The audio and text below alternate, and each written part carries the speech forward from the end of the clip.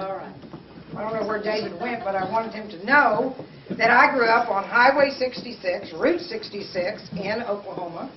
And I used to call it a peek and plum town. Peek around the corner and you plumb out of town. Really small town. So it must not have been, it was only 2 hours where David grew up. And when I lived in this little town, you know, it's pretty isolated, but I had a globe.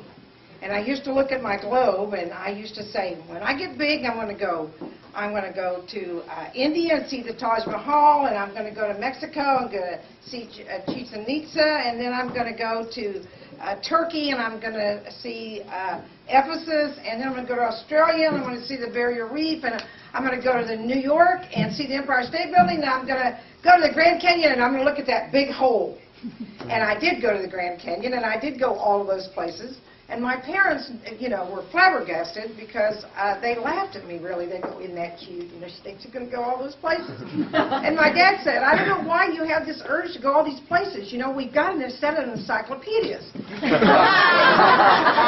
All kinds of information in there. You don't have to go all those places. But I did. And I went to the Grand Canyon, and of course it was one of 5 million people who go there every summer and look into the Grand Canyon hole. Now, when I got to Austin, I became acquainted and ran with a group of friends, and the guys in that group had all gone to Princeton together. And they were always talking about these summer trips because after college they had decided to go every summer on a trip together, and they would take the wives and girlfriends. And I'd see the pictures, and I'd hear the tales, and I'd be like, oh, I want to go. And they go, nope, it's just girlfriends, wives, and us. You know, we can't take everybody. It's like, okay. So I thought when I was getting ready to turn 40, and I was even like 39, planning ahead, I said, I'm going to call up 9 friends, and I'm going to ask them to go to the Grand Canyon with me and hike the Grand Canyon for my 40th birthday. I'm just going to hike down in there and hike back out because very few people ever do anything other than just look at the Grand Canyon from those railings. And so I got 9 friends geared up to go, and in a year in advance, actually 13 months in advance, I got the house at the bottom of the Grand Canyon called Phantom Ranch. And it's real hard to get, but I worked it all out, and I called, the day you could try to get it 13 months in advance.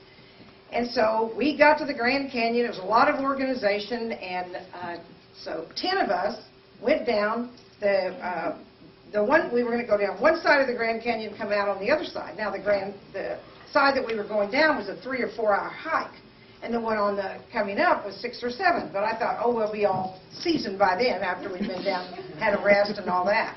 So we went down that, and when we got to the bottom of the Grand Canyon, we had our house ready, 10 bunk beds, very simple, very plain, but very, cool to be there. Everybody else is sleeping out in sleeping bags. And of course, I had to convince everybody we'd get this house because there's poisonous snakes and centipedes and scorpions and all these things that are in the Grand Canyon.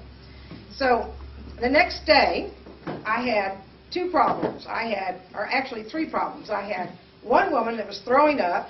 There was somebody down there who was an ER kind of person that's stationed there with the Grand Canyon, and they said she was dehydrated. I was so mad at her because on the way down, we had all our little dried fruit and our apples and stuff, and she wouldn't eat any of it and drink very little water because she wanted to diet. She wanted to just use that opportunity to hike the Grand Canyon and get thin. Well, she was dehydrated. So they said, we're going to have to call in a helicopter and helicopter her out. Okay.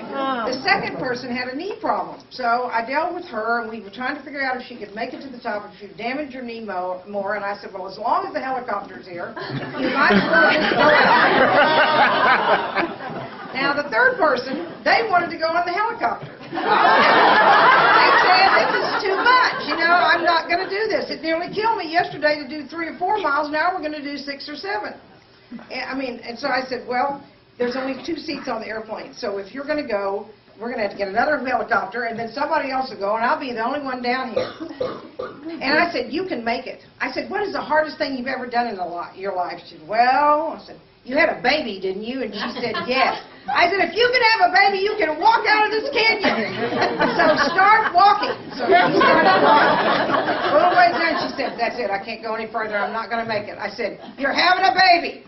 Waddle it on up because you're not having a baby till you get to the top. So eventually, we all got halfway, so that was about 4 miles up, and I realized that in the first 4 miles coming out of the canyon, we had trees.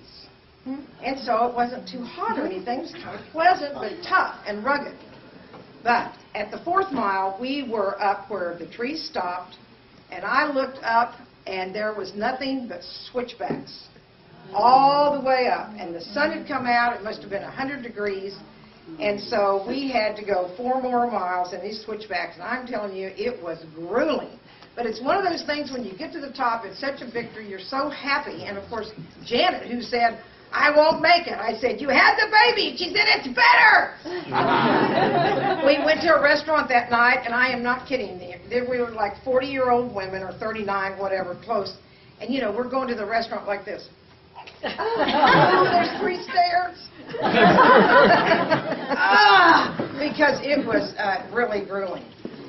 And not very long after that, out of the clear blue, I got a phone call, and it's James, who's kind of the head honcho of the Princeton boys that do all this whitewater rafting, and he said, Tom and his girlfriend broke up, so you could go in her place. You're kidding! Because, see, the way they plan these Grand Canyon trips, they do it for a whole year in advance because they have it all scheduled. You know, 2 people handle the boats, 2 people cook, 2 people clean, 2 people put the toilets up because we carry our own toilets in because this is a wilderness. We have a permit. Everything that goes in comes out. Yes, the toilets go in, and what goes in the toilets comes right back out with us. We haul it for 19 days in the Grand Canyon on this trip. He said, it's a 19-day trip. Is that a problem? No. I canceled all my stuff, and I got realtors to handle my real estate business. And he said, now you got to pack your clothes, get over to Tom's because you're packing with him, and you have to bring some kind of surprise. We all bring a surprise, and we have surprises at night. And it can't be have any weight, and it can't be big. It has to be tiny, and it can't be fireworks, and it can't be all the things I was thinking about. So I said, okay, I got my bags all packed, and on the way over, I said, tomorrow I'm going to give him my surprise. I'm going to shave my head. Now, when I was 40 and I'm 60-something now, shaving your head was like unfreaking believable. I mean, people do it now, and it's a lot more common. But back then, I mean, people wouldn't go out to lunch with me. They wouldn't walk down the street with me. You know, they were like, if you don't put a hat on, I'm not going anywhere. So I get to the Grand Canyon. I meet everybody there. But before, I had gone to Tom's house, and I got, drove up, and I got all my stuff out. You know, I got this bag, and I got that bag, and I'm up with my bags, ready to go, Tom. I'm all ready to pack. And he went, okay. Now, he's all depressed because the girlfriend broke up with him. And so he starts going through my stuff. This won't go. This will go. Let's go. I hauled everything back to my car except for a pair of water shoes, 2 pairs of shorts, a bathing suit top, a long sleeve shirt with sleeves, sunscreen, and a hat. That was it. 19 days. I thought, well, I wanted to go. So away we go. I get to the Grand Canyon, and, of course, we have to meet the Grand Canyon people because it's a permit. These permits are by lottery. They're extremely difficult to get.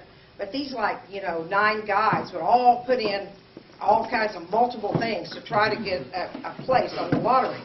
And they had this, 19-day trip. And so they come down and check out. They make sure you have the toilet, make sure you have the stuff that goes out, the stuff that goes in the toilet. They make sure you have strainers because as you wash the dishes, you must strain all the water and take anything that's left in the water, like the little piece of fried egg or whatever, has to go back out with you. Because when you go they have assigned camps that you go to in this trip, and every time you arrive, it is absolutely spotless.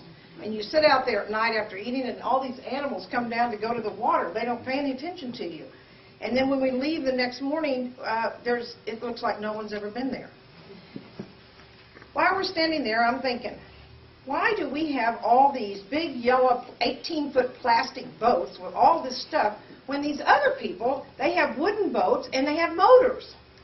They said, well, we don't do the commercial trips. We do the non-commercial trips. The permits are harder to get, and we row our own boats and we make our own, we're our own guides. Holy crap, what have I got myself into now? Then I found out that I was going to go down the Grand Canyon. It's 277 miles. I thought, I'm going to get a tan, I think. And then they mentioned that the water was 6,000 feet deep. And then they started talking about the rapids, and they started talking about the, what they call the, it's not coming to me. Who knows what they, how they, the rapids and the classes of the rapids. Now, they've done a lot of rivers, and of course mentioned that the Grand Canyon was the big daddy of them all. So I start big, not small. And they say that in all of the rivers, all over the United States, the rapids in the river are rated on a scale of 1 to 5, and it kind of stretched to 6 once in a while. So when you look on the charts and look in the encyclopedia, you get all that information, and then it says Grand Canyon, 1 to 10. They can't even rate them because the rapids and that you go through and the big drops and all change so frequently because there's so much water. It's just so much water, and it is. The weather, the sun, the temperature, all that makes it, and they have that dam they open and close, all different. So we started going through these rapids. Now, I thought back to those 5,000 people that are looking into the Grand Canyon from those railings. There is a reason they're doing that, because being down there is terrifying. You can die down there. But, as I was informed, once you get on the boat, there's no way out. The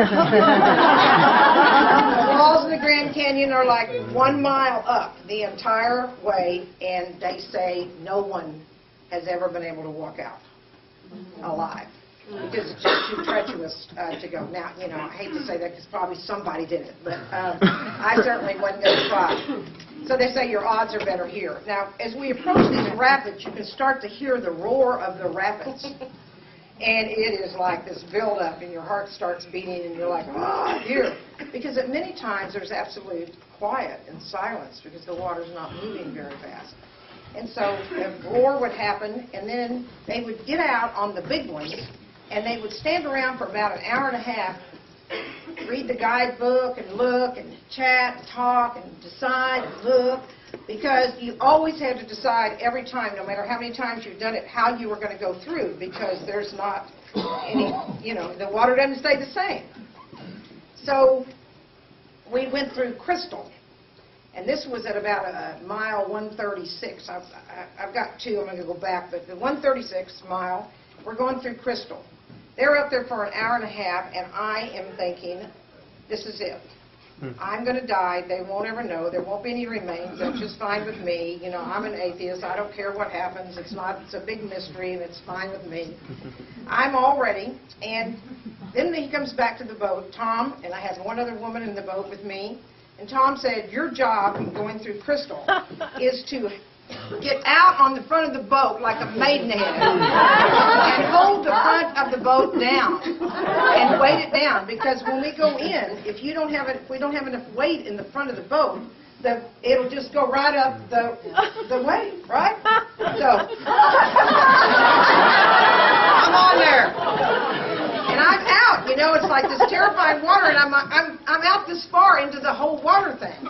And so here we go, we start going, and you know, they're rowing the boats, and I'm holding on, and then I look up, and this wave is coming up, and I am telling you, it is 8 or 9, maybe 10 feet. It is so freaking terrifying. I said, I'm going to die. And then the next thing I know, it's like total silence. Because we go into that wave, and we're totally in the whole boat and everything in it, and us is under that water, and we go through that. It's totally quiet until, you know, you come back out, and the roar of the water is, and it's so exhilarating.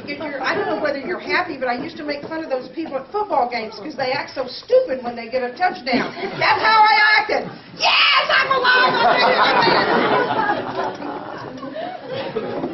Now, I another way, big thing we went through was called bedrock. And I know you're thinking of the Flintstones, and Flintstone thing is very close there in Arizona. But bedrock was not one of the really bad ones. I mean, they're all bad, but not really bad. The thing it said in the guidebook is not a bad rapid. Do not go left. Left is dangerous. Do not go left. It's clear enough. So we row in, and we're doing our thing, and there's a big rock there. There's the left, here's the right. And we didn't time it quite right, and we just tapped the rock. Now, if you tap a rock, it's not a big problem because it just throws you back a little bit, no big deal. You know, what you really have to be careful about is when you hit a rock head on, because you can just wrap the boat and you and everything in it flat against the water, the rock, because the water's coming behind you, and it's like total curtains. So, no big deal. We just kind of tap that, just adjust that right back out, but something happened. And it spun that boat around, and the next thing I know, we're left. And I'm thinking, holy, but I didn't have time to think that at all, because the next thing I know, go left. Go left. Is that total silence. Because the boat had flipped. And I'm under it. Now, it's really nice in there. I'm thinking it may be okay to tie like this. I kind of like it in here. But I probably need to get out, and I have had my training. That's another thing. They had to teach me all this stuff. I said, oh, I'll never need that stuff. All that precautionary stuff. But I remember them saying, if you're ever caught under a boat, never happened, but if you ever are, remember that the first attempt that you're going to get out, has to be with every ounce of energy and strength that you have. Because if you continue to try, you will lose energy and power. So you've got to go for it the first time. So, I got up around the thing, I found my ropes, I'm ready. Well, it pushed me out from under the boat. The power of the water picked me up and threw me up in the air. And I'm like, and then I'm back in the water. And I'm looking around because there are people, other boats and people standing on the shore that have already gone by and they're waiting because a lot of people watch. And I'm like seeing them like this. Because I move it at probably about 25 miles an hour. And I look ahead and the water is moving me towards this side of the canyon. It's a mile up and it's straight rock. Well, training. When you approach a rock, get your legs up because your legs have some flexibility. You can't just go flat against it. So I had my legs up, and when I got closer to the rock, there was another water movement there, and I was able to get a hold of the rock. And, you know, I'm on there. Good, huh? I look around, and down the way, I see the other people that I'm in the boats with. They've been through, and they didn't flip. And they're down there, and they're all going. Because the water is roaring, and you can't hear them, but I could read their lips. And I said, let go. Training says, no matter what happens, if you're in the water and someone's out, they're in charge. Because if you're in that water, it makes Barton Springs look like a little hot swimming pool. It is so cold that in something like 3 minutes you start to not be able to to move your body. You know, if you're holding on to something, you become like frozen. And it's like 6 minutes or something. Don't hold me to these, but your brain starts to go somewhere else, and so your judgment is not any good. So I'm like, okay. And of course, I start moving at a fast rate of speed, and then from all sides, people are throwing, I forget what they're called, but they throw them out on a rope, and there's this little patch of thing. So I knew I was supposed to get one of those, and I got one of those, and they pulled me in, so I was safe.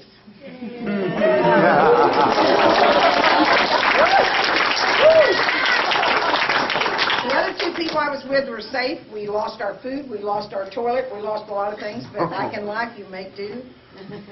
But you know, it was a highlight in my life. It's probably one of my top 10 experiences. And after that, I got invited on every raft trip. They couldn't go without me. And I guess in my life, I seek experience and I seek connection. And the Grand Canyon gave me that in spades. Wow.